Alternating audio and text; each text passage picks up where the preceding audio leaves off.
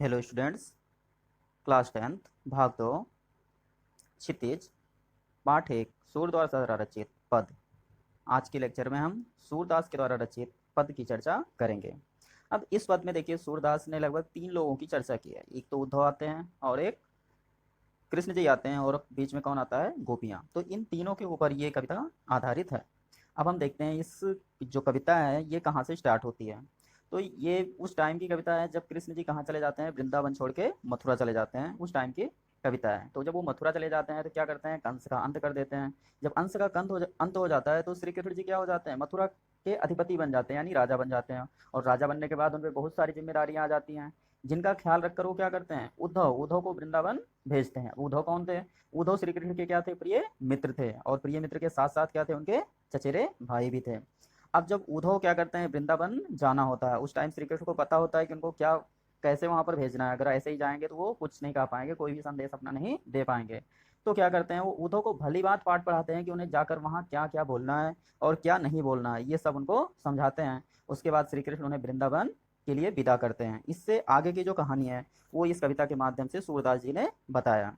अब हम देखते हैं इससे आगे की कहानी क्या है, इस कविता में सूरदास जी ने क्या लिखा है। पहले देखिए सूरदास का परिचय आता है, इसको हम बाद में करते हैं। सूरदास, अब ये जो कविता ली गई, आपकी जो पद्यखंड लिया गया, ये कहाँ से लिया गया है देखेंगे। यह सूरदास के भ्रमर गीत, सूरदास ने 3 रचनाएं की हैं, सूर सागर, सूर सरावली और साहित्य लहरी। 3 रचनाएं हैं, सूर सागर, साहित्य लहरी एंड सूर सरावली। उनमें से ये किसकी घटना है, सूर सागर के भ्रमर गीत से 4 पद यहाँ पर आपको दिए गए हैं। यहाँ पे देखिए शब्द भंडार है, शब्द संपदा, इनको हम अभी बाद में पढ़ते हैं। सबसे पहले हम पढ़ेंगे क्या, पहला पद पढ़ेंगे सूरदास जी ने जो लिखा है। अब देखिए यहाँ पे प्रथम जो आपका पहला पद है वो क्या है, ऊधो तुम हो अति बड़े भागी। कौन कह रहा है, देखो ये ऊधो तुम हो अति बड़े भागी। अब ये कहाँ पहुंच चुके हैं, ऊधो इष्टम है, ऊधो पहुंच चुके हैं वृंदावन, संदेश लेके गए हुए हैं कृष्ण का। और अब वहां पे कौन मिलते हैं इनसे, गोपियां, उनसे ये अपना संदेश कहते हैं। तो गोपियां क्या कहती हैं, ऊधो तुम हो अति बड़भागी। तो इन पंक्तियों में गोपियों ने क्या कहा, उद्धव से व्यंग करती हैं कि तुम बहुत बड़भागी हो, बहुत सारे भाग्यशाली हो। उद्धव उद्धव है, तुम हो अति, अति का मतलब बहुत बड़भागी, मतलब भाग्यशाली हो। अब देखिए ये कविता किसमें लिखी गई है, ये जो पद लिखे हैं ये किस भाषा में है, ब्रज भाषा में है। तो ब्रज भाषा के शब्दों को हम क्या होगा, थोड़ा सा समझना होगा। बड़भागी मीन्स क्या होता है, भाग्यवान। अगला है अपरस रहत स्नेह तगाते नाहिन मन अनुरागी। अपरस, अपरस का मतलब होता है जिसमें कोई रस ना हो, और स्नेह का मतलब क्या होता है, प्यार, जिसमें बहुत सारा रस दे उसे हम क्या बोलते हैं, स्नेह मिलता है। तगाते नाहिन मन अनुरागी, तो देखो इस पंक्ति में क्या कहते हैं, अपरस रहत स्नेह तगाते नाहिन मन अनुरागी। श्री कृष्ण के साथ रहने के बाद भी आप प्रेम से वंचित हो, यानी जो रस से भरा हुआ है, प्रेम में रहते हुए भी आपके पास प्रेम नहीं आ रहा है, इसलिए आप क्या हो, बहुत बड़भागी हो। अगला है पुरैन पात रहत जल भीतर तारस देह न लागी। आप देखेंगे यहाँ पुरैन पात, पुरैन मीन्स क्या होता है, पुरैन पात मतलब कमल का पत्ता। राहत मतलब रहता है, जल मतलब जल के भीतर, भीतर तारस देह न तागी, और उसके ऊपर पानी की एक बूंद भी नहीं टिकती है। तो एक उदाहरण दे रही है गोपियां उद्धव को, क्या उदाहरण दे रही हैं कि तुम कमल के उस पत्ते के समान हो जो जल में रहता है परंतु जल में कभी नहीं डूबता, ना तो उसके ऊपर जल की एक बूंद रुकती है। पुरैन पात, पुरैन पात मतलब कमल का पत्ता। राहत जल भीतर मतलब जल के भीतर रहता है, तारस देह न लागी, लेकिन फिर भी ना तो कभी डूबता है और ना उस पर एक पानी की बूंद रुकती है। ठीक उसी प्रकार आप प्रेम के मध्य रहते हुए भी क्या हो, अपरस हो, यानी आप क्या हो, निर्गुण के उपासक हो। नेक्स्ट लाइन है, ज्यों जल माह तेल की गगरी बूंद न ताको लागी। ज्यों मतलब जिस प्रकार, जल माह मतलब जल में, तेल की गगरी, गगरी का मतलब होता है एक मिट्टी का पात्र होता है जिसे हम क्या बोलते हैं, गगरी। बूंद न ताको लागी, कह रहे हैं जिस प्रकार तेल की गगरी को जल में भिगोने पर उस पर पानी की एक बूंद नहीं ठहर पाती, उसी प्रकार आप क्या हो, प्रेम के सागर में रहते हुए भी आप प्रेम से क्या हो, परे हो, यानी दूर हो। अगली लाइन में क्या कहती हैं गोपियां, प्रीति नदी में पाँव न बोरो, प्रीति नदी में पाँव न बोरो, दृष्ट न रूप परागी। इस लाइन में क्या कहती हैं गोपियां, कह रही हैं कि उसी प्रकार तुम श्री कृष्ण रूपी प्रेम की नदी के साथ रहते हुए भी उसमें स्नान करने की बात तो दूर, तुम पर श्री कृष्ण के प्रेम की एक छींट भी ना पड़ी। प्रीति नदी किसे कहा गया है, श्री कृष्ण को। मैं पाँव न बोरो, बोरो का मतलब होता है किसी चीज को डुबो देना। जैसे नदी पे होते हैं तो हम क्या करते हैं, अपने हाथ पैर क्या करते हैं, उसमें डुबोते हैं, उसको क्या लिखा गया है, बोरो। प्रीति नदी में पाँव न बोरो, यानी श्री कृष्ण के पास रहते हुए, प्रेम नदी में रहते हुए भी आपको ऊपर क्या पड़ी, उसकी एक छींट भी ना पड़ी, उसकी क्या हुई, एक छींट भी ना पड़ी। लिखा है दृष्ट न रूप परागी, आपके ऊपर उसकी एक छींट भी ना पड़ी। आगे सूरदास अबला हम भारी गुर चाटी जो पागी। अब गोपियां कहती हैं कि लेकिन हम भोली भाली गोपियां हैं, हे उद्धव मैं क्या हूँ, परंतु हम भोली भाली गोपिकाएं उनके प्रीत में उसी तरह आकर्षित हैं जैसे चींटियां गुड़ के प्रति आकर्षित होती हैं। अगर कहीं भी क्या होता है गुड़ गिर जाए, या थोड़ा गुड़ में से क्या होता है, गुड़ तो आप सभी लोग जानते होंगे, अगर कहीं भी गुड़ क्या हो कहीं से गिर जाता है या मीठा गिर जाता है तो चींटियां उसके प्रति जितना आकर्षित होती हैं, उसी प्रकार हम लोग श्री कृष्ण के प्रति क्या है, आकर्षित हैं। अगला पद देखते हैं। अगला पद है मन की मन ही माझ रही। मन की मन ही माझ रही, मन का मतलब मन होता है और मन ही मतलब मन में, माझ मतलब मन में ही चलना कोई बात। तो गोपियां उद्धव से कहती हैं कि उनकी बात मन में ही मन रह गई, कि मैं आपसे अपनी सारी बातें नहीं कह पा रही हूँ, मन की मन ही माझ रही। कहिए जाय कौन पे उधो नाही परत कही। कहिए जाय कौन पे उधो नाही पर कही। कहती हैं कि उन्हें बातें सिर्फ श्री कृष्ण से कहनी है, तुमसे कहकर हमें संदेश नहीं भेज सकती। कुछ बातें ऐसी होती हैं कि जिन्हें हम क्या कर सकते हैं, सभी से नहीं कह सकते। तो गोपियां कह रही हैं कि हमें बात किससे करनी है, सीधे श्री कृष्ण से करनी है, मैं आपके द्वारा अपनी बातों का संदेश उन्हें नहीं भेज सकती। आगे लाइन में लिखते हैं सूरदास जी, अवधि आधार आस आवन की तन मन बिथा सही। अवधि का मतलब होता है समय, असार मतलब बहुत सारा, आस आवन की उनके आवन की, आवन मतलब आने की, तन मन बिता सही तन से मन से, बिथा मतलब व्याधा, सहना मतलब सह रही हैं। अवधि असार आस आवन की तन मन विधा सही। तो कहती हैं गोपियां, क्या कहती हैं, इतने समय से श्री कृष्ण के वापस लौट कर आने की राह देख रही हूँ। इतने समय से श्री कृष्ण के वापस लौट कर आने की राह देख रही हूँ। हर प्रकार से व्यथा सही है, तन मन व्यथा सही, सभी प्रकार से व्यथा सह रही हूँ कि वह आएंगे और हमारे सारे दुख दूर हो जाएंगे। आगे लाइन में क्या लिखते हैं, अब इन जोग संदेशन सुन सुन बिरहिन बिरह सही। अब यहाँ पर देखिए एक वर्ड आया है जोग। तो यहाँ पर जो निर्गुण उपासक करते हैं वो क्या करते हैं, जोग। तो उन्होंने कौन सा संदेश भेजा है यहाँ पे, अब इन जोग, तो उन्होंने योग का संदेश भेजा है। योग को हम क्या बोलते हैं, जोग बोलते हैं ब्रज भाषा में। तो अब उन्होंने कौन सा संदेश भेजा है, योग का संदेश भेजा है। किसने, श्री कृष्ण ने गोपियों को। अब इन जोग संदेशन सुन सुन, परंतु श्री कृष्ण ने हमारे लिए कैसा, योग का संदेश भेजकर हमें और अधिक दुखी कर दिया है। अब इन जोग संदेशन सुन सुन, मतलब इस जोग संदेश को सुनकर क्या होती है, विरह, विरहिन विरह दही। अब इनकी जो विरह की यानी व्यथा थी वो क्या हुई, और तेज जल उठी है। आगे चाहती हुती गुहार जितहिते, चाहती हुती गुहार जितहिते उत तय धार बही। कह रही हैं कि ऐसे समय में कोई अपने रक्षक को पुकारता है, यानी प्रॉब्लम में होता है तो किसको, चाहत होती गुहार जितहिते, यानी आदमी अपने रक्षक को पुकारता है, उत तय धार बही, और वही आज हमारे जो रक्षक हैं वही क्या है, हमारे दुख का कारण है, अब मैं किसे पुकारूं। अगली लाइन में लिखते हैं सूरदास जी, सूरदास अब धीर धरे क्यों मर ज्यादा ना लही। अब गोपियां कहती हैं उद्धव जी से, हे उद्धव हम अब धीरज क्यों धरें, कैसे धरें, जब हमारी आशा का एकमात्र तिनका, एकमात्र तिनका क्या था कि श्री कृष्ण आएंगे, भी डूब गया। प्रेम की मर्यादा है, प्रेम के बदले प्रेम दिया जाए, पर श्री कृष्ण ने हमारे साथ छल किया है, उन्होंने मर्यादा का उल्लंघन किया है।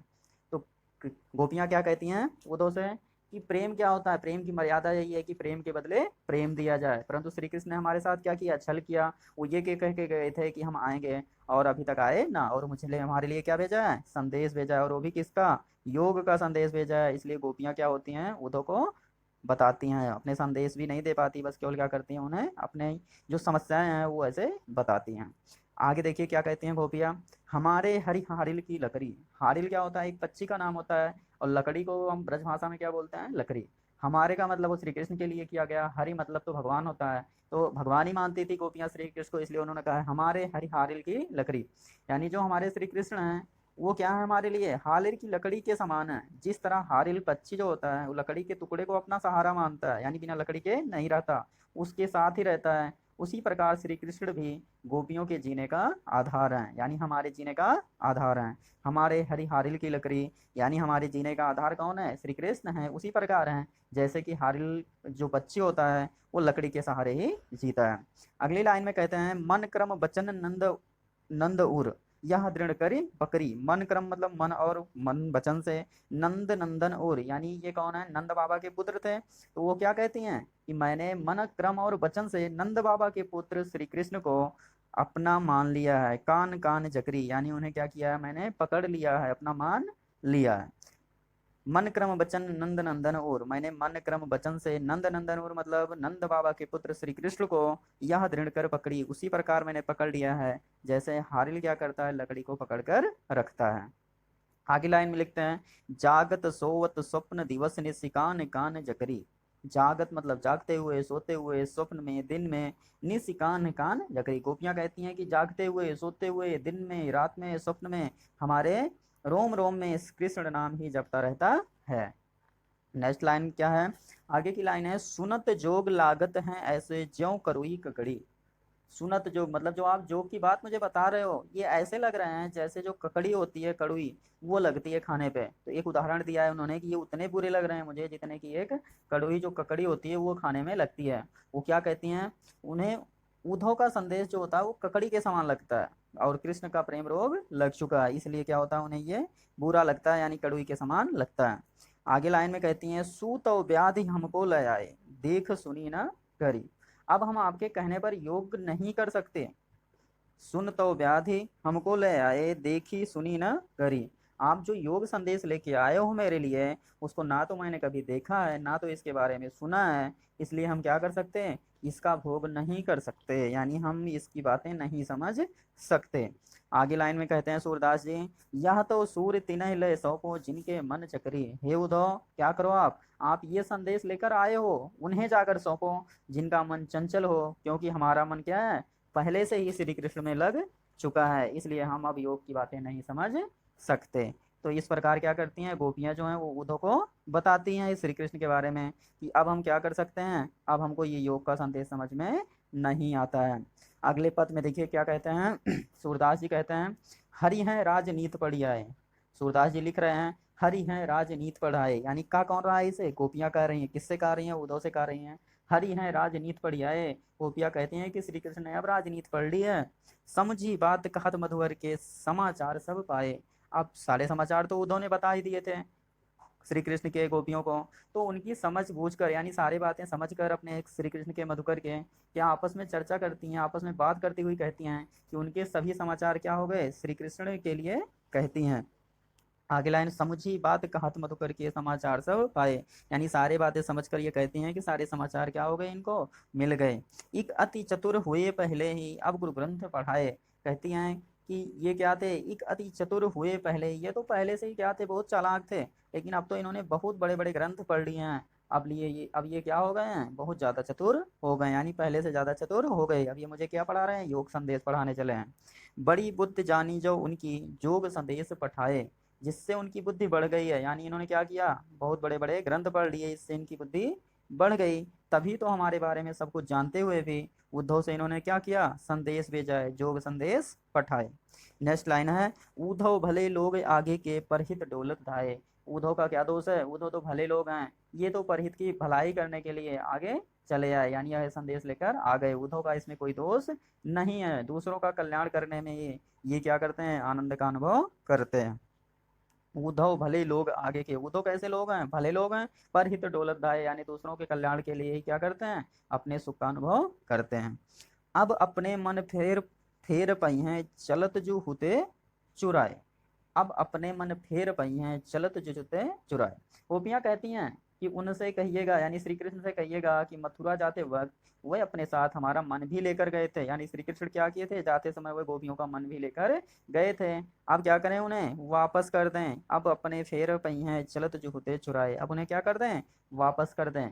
आगे लाइन में क्या कहते हैं, ते क्यों अनीत करें आपुन। अब वो अनीत क्यों कर रहे हैं, जो क्या गए थे, अनीत यानी अत्याचारियों को दंड देने मथुरा गए थे, अब वो खुद अनीत क्यों कर रहे हैं, जे अनीत छुड़ाए, यानी जो अनीत छुड़ाने के लिए मथुरा गए थे, अब वो खुद से ये राह पे क्यों आ रहे हैं, यानी ऐसा क्यों अपना रहे हैं।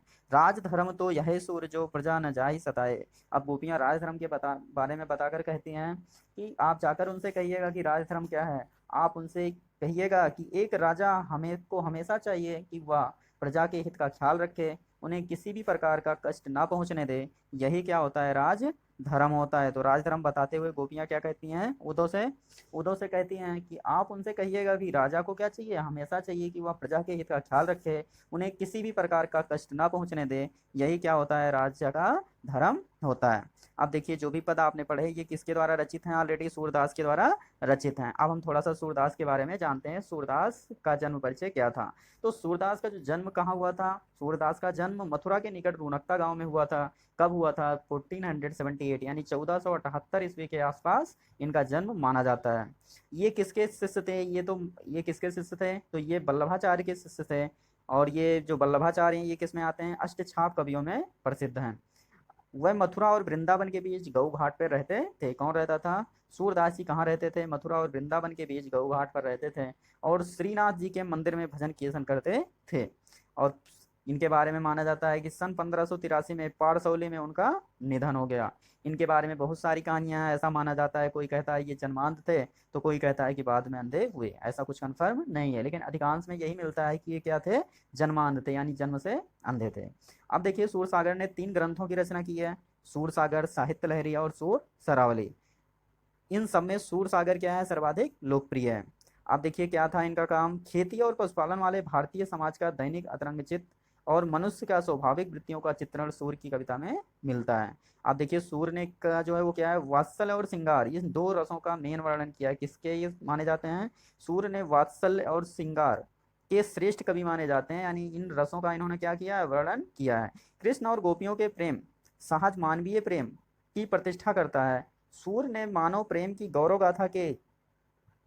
गाथा के माध्यम से सामान्य मनुष्यों की हीनता का बोध मुक्त किया है, उनमें जीने की ललक पैदा की है। उनकी कविता में ब्रज भाषा का निखरा हुआ रूप है। कौन सी भाषा है इनकी कविताओं में, ब्रज भाषा है। वह चली आ रही लोकगीतों की परंपरा का ही श्रेष्ठ कड़ी है, यानी इन्होंने जो भी अपनी रचना की है वो किसमें की है, ब्रज भाषा में की है। और ये जो आपके सामने 4 पद दिए गए जिसको आपने पढ़े, वो किससे लिए गए हैं, सूर सागर के भ्रमर गीत से लिए गए हैं। अब ये कहानी कब की है, देखिए मैंने आपको बताया भी था। कृष्ण ने मथुरा जाने के बाद स्वयं ना लौटकर उद्धव के जरिए गोपियों को क्या भेजा था, संदेश भेजा था। उद्धव कैसे थे, निर्गुण थे। उद्धव ने निर्गुण ब्रह्म और योग का उपदेश देकर गोपियों को क्या किया, पीड़ा वेदना को शांत करने का प्रयास किया। परंतु गोपियां क्या करती थी, ज्ञान मार्ग के बजाय वो किसको समझती थी, प्रेम मार्ग को पसंद करती थी। इसी कारण उन्होंने उद्धव को शुष्क संदेश पसंद नहीं किया। तभी वहां एक भौरा आ पहुंचता है, यहीं से भ्रमर गीत का प्रारंभ होता है। गोपियों ने भ्रमर के बहाने उद्धव पर व्यंग बाण छोड़े। पहले पद में गोपियों की यह शिकायत वाजिब लगती है कि उद्धव कभी संदेश के धागे में बंधे होते तो वह विरह की वेदना की अनुभूति अवश्य कर पाते। दूसरे पद में गोपियों की यह स्वरूप है कि उनके मन की अभिलाषाएं मन में ही रह गई, कृष्ण के प्रति उनके प्रेम की गहराई को अभिव्यक्त करती है। तीसरे पद में उद्धव की योग साधना को कड़वी ककड़ी जैसा बताकर अपने एकनिष्ठ प्रेम में दृढ़ विश्वास प्रकट करती हैं। और चौथे पद में उद्धव को ताना मारती हैं कि कृष्ण अब राजनीति पढ़ ली है। अंत में गोपियों द्वारा उद्धव को राजधर्म यानी प्रजा का हित याद दिलाया जाता है। ये सूरदास की क्या है, लोक धर्मिता को दर्शाता है। अब हम इसमें कुछ यूज हुए शब्दों को पढ़ते हैं। पहला है बड़भागी, पहले ही पद में आया था बड़भागी। बड़भागी मीन्स क्या होता है, भाग्यवान। अपरस, अपरस का मतलब होता है नीरस, जिसमें कोई रस ना हो वही क्या है, अपरस है। तगा का मतलब होता है धागा, बंधन। पुरैन पात मीन्स होता है कमल का पत्ता। दागी का मतलब होता है दाग। माह मतलब में। प्रीति नदी मतलब क्या होता है, प्रेम की नदी। पाँव का मतलब होता है पैर। बोरेव, बोरेव का मतलब होता है किसी को डुबो देना। परागी का मतलब होता है मुक्त होना। गुरु चाटी जो पागी, जिस प्रकार गुड़ क्या होती है, जिस प्रकार चींटी गुड़ में लिपटती है। गुरु चाटी जो पागी, यानी चींटी जिस प्रकार गुड़ में लिपटती है। अगला है आधार, आधार का मतलब है आधार, आधार का मतलब बेस। आवन मतलब आने की यानी आगमन की। बिथा का मतलब होता है व्यथा। बिरहिन मीन्स होता है वियोग में जीने वाली, यानी व्याधा में जीतने वाली, व्यथा में जीने वाली। बीरा दही मतलब बीरा की आग में जल रही है। हुती का मतलब होता है थी। गुहार, रक्षा के लिए पुकारना, गुहारना, किसी को बुलाना। जीते थे मतलब जहां से, उत मतलब उधर वहां। धार मीन्स क्या होता है, योग की प्रबल धारा। धीर मीन्स धैर्य। मर्यादा मीन्स मर्यादा, प्रतिष्ठा। ना लही मतलब नहीं रही, ना रखी। ना लही मतलब अब नहीं रही। हारिल क्या है, हारिल एक पक्षी है जो अपने पैर में सदैव एक लकड़ी के लिए रहता है, उसे छोड़ता नहीं है। नंद नंदन उर, नंद मतलब होता है कृष्ण के लिए किया गया है। नंदन उर मतलब वो किसके थे, नंदन कृष्ण यानी नंद के पुत्र थे, इसलिए उन्हें क्या कहा गया है, नंदन। उर पकड़ी मतलब मैंने उन्हें पकड़ रखा है। जकरी मतलब रटती रहती हैं, नाम जपती रहती हैं। सु मतलब होता है वह। व्याधि मतलब होता है कोई रोग, पीड़ा पहुंचाने वाले वस्तु। करी का मतलब होता है मैं, यानी उनके दुख भोग रही हूँ। टीनय, टीनय मीन्स होता है उनको। मन चक्री मीन्स होता है जिनका मन स्थिर नहीं रहता। मधुकर मीन्स होता है भौरा। उद्धव के लिए मधुकर क्या है, मधुकर यानी श्री कृष्ण के लिए, उद्धव के लिए गोपियों द्वारा प्रयुक्त संबोधन क्या है, मधुकर। और मधुकर मीन्स क्या होता है, भौरा। हुते मतलब होता है थे। पठाए मतलब भेजा था, आगे के यानी पहले के। परहित मीन्स होता है दूसरों के कल्याण के लिए। डोलत धाये, घूमते फिरते थे। फेर मीन्स होता है फिर से। पाइये मीन्स पालेंगी। अनीत मीन्स क्या होता है, अन्याय। तो ये क्या थे, इस चैप्टर के शब्दार्थ थे। तो आप सभी लोगों को ये चैप्टर समझ में आ गया होगा। अगर आप एक बार इसे फिर से क्या करेंगे, रिवाइज कर लेंगे, एक बार अपने मन से इसकी कहानी अगर एक बार फिर से समझ लेंगे आप लोग, तो शायद आपको कोई प्रॉब्लम नहीं रहेगी। और एक बार अगर फिर से इस वीडियो को देखेंगे तो सारी प्रॉब्लम क्या हो जाएगी, खत्म हो जाएगी।